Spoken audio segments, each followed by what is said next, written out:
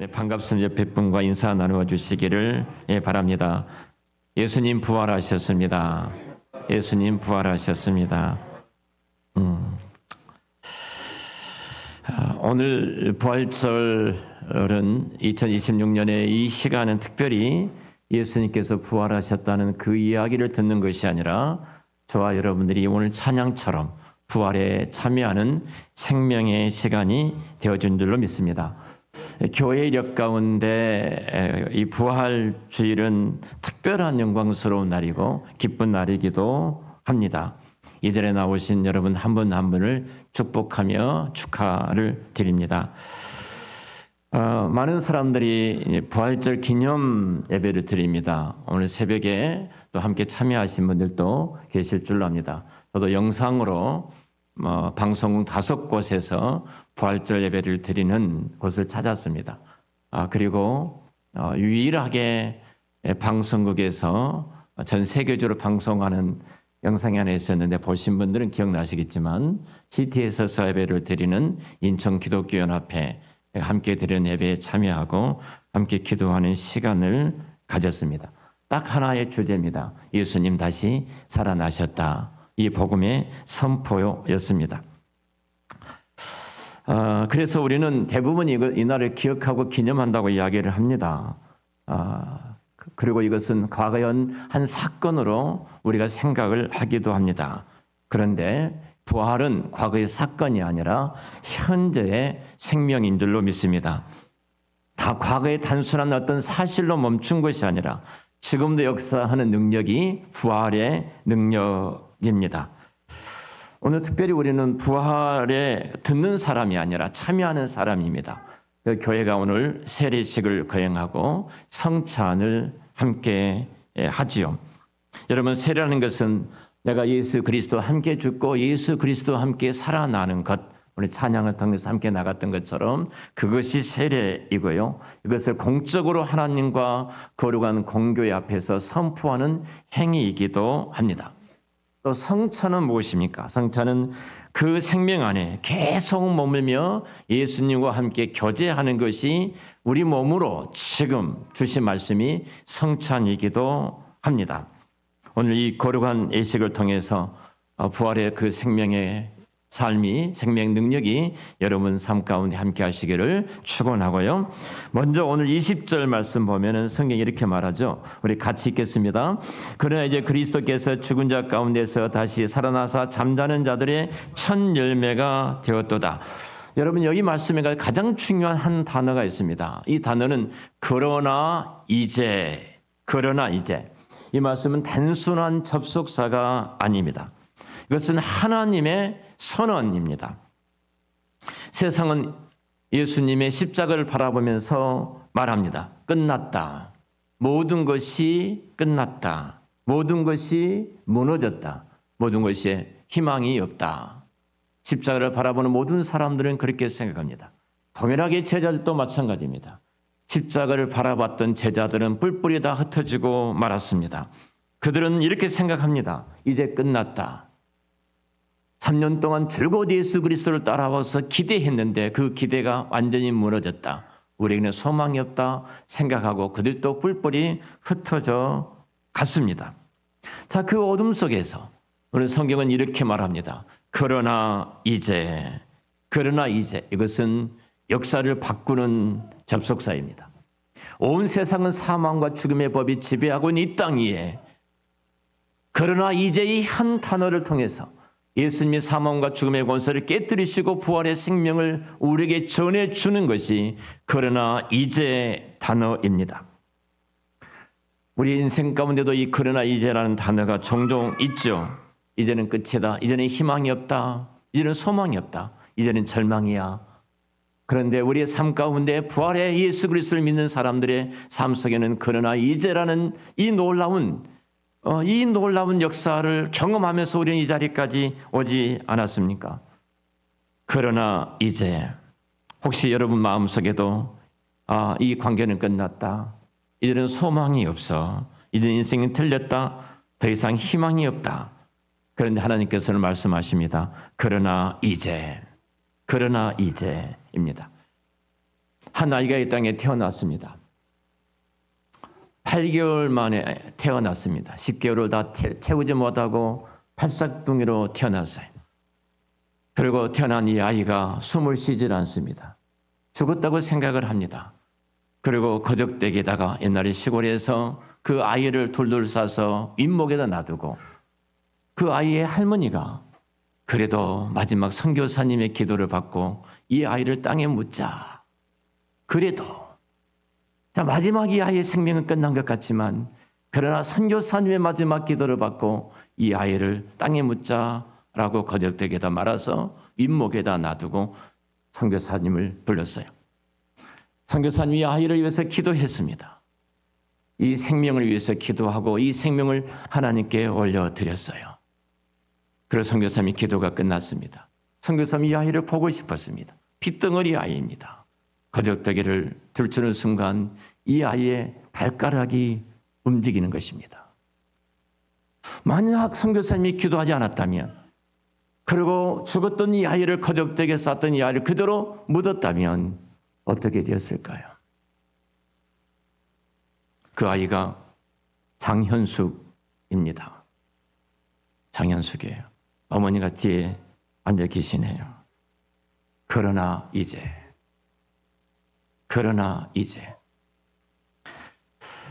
여러분, 예수님은 돌아가셨습니다.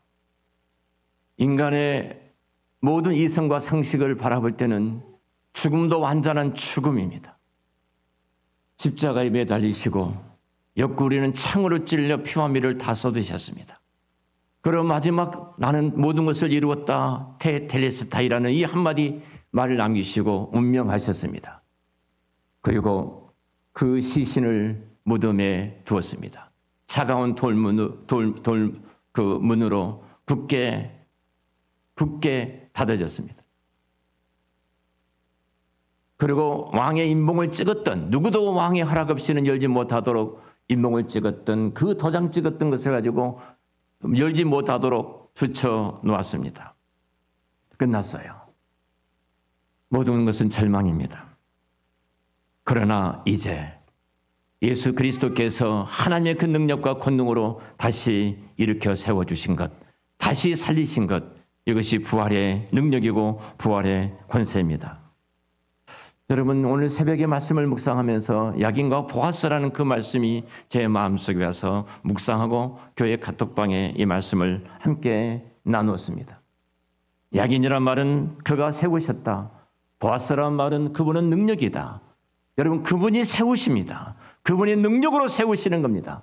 죽었지만은 죽은 그곳에 주님의 그 능력으로 살리신 것이 복음이고 살리신 것이 부활의 소망입니다. 세상의 모든 것이 끝났다고 말할지 모릅니다.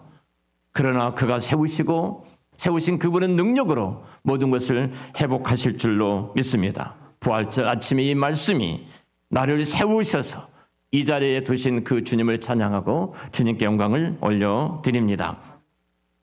오늘 성경이 22절에 이렇게 말씀합니다. 그런 우리들의 신분은 누구인가? 22절에 보면은 아담 안에서 모든 사람이 죽은 것 같이 그리스도 안에서 모든 사람이 삶을 얻으리라. 아담 안에서, 그리고 그리스도 안에서, 아담 안에서 모든 사람들이 죽었습니다. 소망이 없습니다. 모든 자들은 죽은 자들입니다. 근데 부활하신 예수 그리스도께서 그리스도 안에서 이 모든 생명들을 살려서 우리가 그리스도의 부활에 참여하는 이 영광스러운 자리에 저와 여러분들이 있게 된 줄을 믿습니다. 아담 안에서 죽었던 우리들을 하나님께서 그가 그 능력과 권능으로 우리를 살리셔서 새로운 생명으로, 부활의 생명으로 이끌어 간 것이 바로 하나님의 역사와 그 부활의 능력입니다. 예수 그리스도 안에서. 이것이 연합이라고 말을 합니다. 하나님께서 우리를 그렇게 옮기셨어요. 오늘 우리 서선일 집사님 부부가 일부 예배를 드리고 내려가셨습니다. 어제 말씀을 나누는데 이 말씀을 하더라고요. 우리 오명 집사께서 목사님 참 내 남편이 이상해요. 뭐가 이상해요? 물었어요. 근데 병원에서 마지막 암 수술을 하고 병원에 입원해 있는데 가족 카톡에 사진이 한 장 올라왔다는 거예요. 그 사진이 환하게 웃으면서 그 병원 밖이 그 배경이 너무 좋아가지고 빵을 먹으면서 웃으면서 사진을 찍어서 당신한테 그 가족 카톡방에 올렸다는 거예요. 이 사람 정신이 있어 없어? 지금 암 수술하려고 병원에 입원해 있는데 이 날짜를 준비하고 지금 검사하면서 이 진행을 하고 있는데 이 도무지 이해가 안 되더라는 거예요. 그래서 집사님이 제가 이제 웃으면서 그 말을 했습니다. 아내가 이해가 안 된다는데 이해를 시켜줘야 되지 않겠습니까? 어떻게 그럴 수 있습니까? 그랬더니 목사님, 내 생명이 주님 것이잖아요. 한마디예요. 내 생명의 주인이 그리스도고 나를 살리신 분이 그리스도이시고 하나님의 걸어가신 경륜이 있어서 내게 이 질환을 주셨다면 어떤 계획이 있어서 주셨는데 내가 왜 불평하고 원망을 해야 됩니까? 하나님이 주시는 선물인데 저는 감사했습니다. 여러분, 부활의 생명을 갖고 있는 자들이 갖고 있는 그 능력이에요. 그리스도와 함께 죽고 그리스도와 함께 살아나는 사람들, 이 사람들을 성경은 세상이 감당할 수 없는 사람들이다 이렇게 말합니다. 그가 막강한 권력과 권세를 갖고 있기 때문에 세상이 감당하지 못한 사람들이 아니었어요. 여러분, 저기 기독교의 우리 성도들의 모습들은 얼마나 힘없는 자들인지 모릅니다. 로마 군이 붙잡고 끌고 가야 됩니다. 화영장에 집어넣으면 불타 죽은 그 현장에도 들어가야 됩니다. 끓는 기름 가마 속에 집어넣으면 그곳에 들어가야 합니다. 굶주린 맹수들이 있는 그 우리 안에 집어 던지면 들어가서 그 맹수의 밥이 되어집니다. 근데 그들이 한 가지 특징이 있었습니다. 그 죽음의 길을 걸어가지만 그 죽음이 그들을 덮지 못했어요. 그 속에서 그들은 찬양하고 그 속에서 예수 그리스도가 주인이라고 고백하고 예수께서 부활하신 그 부활이 나의 부활이라고 고백하면서 찬송하면서 그 길을 걸어갔던 저들, 아무런 힘도 없는 무능한 자들처럼 보였습니다. 저기 기독교의 이들을 바라보면서 세상 사람들은 이렇게 말합니다. 세상이 감당할 수 없는 사람들이었다. 세상의 모든 권력과 힘을 다 동원해도 이들을 감당할 수 없는 사람, 이들이 갖고 있는 것이 무엇이었는가요? 바로 부활이었습니다. 부활의 생명이고 부활의 능력이고 부활의 권세를 가졌기 때문에 그들은 담대하게 이 길을 기쁨으로 걸어갈 수가 있었던 것입니다. 오늘 우리는 이 부활을 기억하고 기념한 데 멈춘 것이 아니라 부활에 참여한다고 말씀을 드렸어요. 부활에 참여한 두 가지 교회가 오늘 행사를 합니다. 세례식을 합니다. 세례라는 것은 내가 그리스도와 함께 죽고 그리스도와 함께 다시 살아나는 겁니다. 그것을 몸으로 경험하기 위해서 세례받는 순간 우리는 약식으로 손 위에다가 물을 얹고 머리에다 얹습니다만 당시에는 물속에 들어갑니다. 오늘 남정의 자매님께서 세례를 받으시는데 물속에 들어가요. 물속에 들어가는 순간 그는 죽었습니다. 그리고 다시 물속에서 나옵니다. 살았습니다. 세례라는 것은 몸으로 체득한 겁니다. 내가 죄에 대해서 죽고 그리스도와 함께 죄에 대해서 죽고 다시 물속에 나옴으로 그리스도와 함께 살아나는 것, 바로 이것이 세례예요. 이 세례를 통해서 단회적입니다. 내가 그리스도와 함께 연합되었다. 예수 그리스도가 내 안에 있고 내가 그리스도 안에 있음을, 그리고 부활의 생명이 내 안에 이루어진 것을 고백하는 것이 바로 세례입니다. 이 세례는 그 복음을 내 몸으로 보여주는 거예요. 예수 그리스도께서 나를 위해서 죽으시고 예수 그리스도가 나를 위해서 부활하신 그 사실을 내 몸으로 보여준 것이, 내가 죽고 다시 살아나는 것이 바로 세례입니다. 이 세례예요. 바로 오늘 세례를 통해서 하나님의 영광이 우리 가운데 임하게 될 줄로 믿습니다. 세례받았던 저와 여러분들은 다시 이런 고백을 하는 겁니다. 우리에게도 하나님이 질문하셔요. 이 고백을 하기를 질문하십니다. 너는 지금 세례받은 자로서 어떻게 살고 있니? 새 생명으로 살고 있니? 세상이 감당할 수 없는 사람으로 살고 있니? 질문하십니다. 그래서 세례는 과거의 사건이 아니라 현재의 삶입니다. 세례는 한 번 받습니다. 그러나 이 세례의 의미는 평생 동안 지속이 되어집니다. 그래서 우리는 늘 이렇게 고백하며 사는 겁니다. 나는 이미 죽었다. 나는 이미 살아났다. 그래서 죄가 나를 붙잡으려고 할 때마다 까불지 마. 나는 이미 죄에 대해서 죽었어. 그리고 그리스도와 함께 나는 이미 살아났어. 그 세례의 고백을 통해서 영적인 승리를 우리가 거두는 것입니다. 또 성찬을 우리가 행합니다.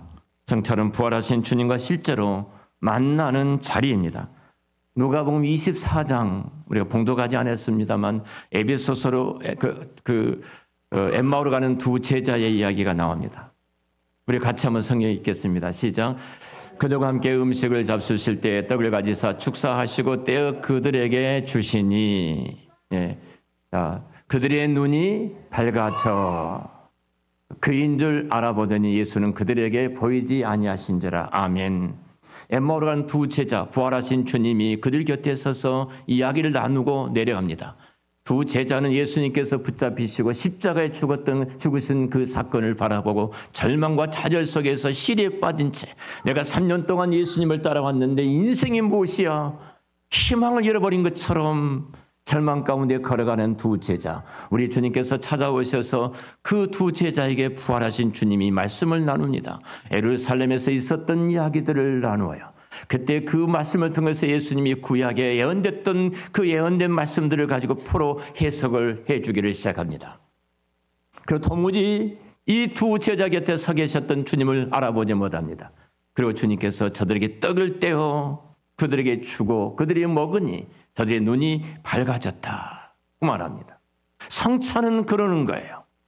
성찬은 내가 잃어버렸던 좌절과 시리에 빠져서 그리스도가 없는 것처럼 살아왔던 우리들에게 이 성찬을 통해서 그 예수님께서 나의 죄를 위해서 십자가에서 죽으시고 그 몸은 찢기신 그 몸을 기억하고 기념하고 그리고 흘리신 그 피는 나의 죄를 위해서 흘리신 그 피를 기억하고 기념하면서 우리가 이 성찬 예식에 참여를 하게 되어집니다. 실질적으로 그리스도께 참여함으로 말미암아 이것은 생명의 지속성, 부활의 지속성과 연속성을 일깨워주는 몸에 체득하는 시간이기도 합니다. 떡을 뗄 때 오늘 우리가 성찬에 참여하는 모든 여러분들에게 이 은혜가 있으시기를 축원합니다. 그래서 성찬은 십자가의 부활을 계속 선포하는 행위입니다. 그래서 성찬은 선포입니다. 예수님이 나의 죄를 위해서 죽으셨다. 그리고 예수 그리스도께서 나를 위해서 다시 부활하셨다. 이것을 선포하는 것이고 그 부활의 생명이 내 안에 있는 것이다. 라고 이 복음을 붙들고 그 복음 앞에 서는 시간이 성찬의 시간입니다. 사랑하는 성도 여러분, 오늘 이 거룩한 예식을 통해서 특별히 부활하신 그 주님의 은혜가 우리 가운데 계속 흘러가기를 주의 이름으로 축원합니다. 그러니까 결국은 여러분 세례는 결국 이겁니다. 우리를 그리스도 안에서 하나로 묶고 하나님의 자녀가 된 자리에 우리가 들어가게 되어 있고 그리고 우리가 성찬을 통해서 그리스도 안에서 우리가 한 몸 된 우리들이 부활의 생명을 갖고 이 땅에 살아가는 하나님의 자녀로서의 고백하는 것이 이 성찬의 시간입니다. 우리가 이 예식을 할 때 성령님께서 여러분들에게 특별히 엠마오로 가는 두 제자에게 주셨던 그 은혜, 눈이 열려져 이 성찬을 하러 가셨던 주님의 그 영광과 부활이 우리의 모두의 것이 되기를 우리 주님의 이름으로 축원합니다. 네.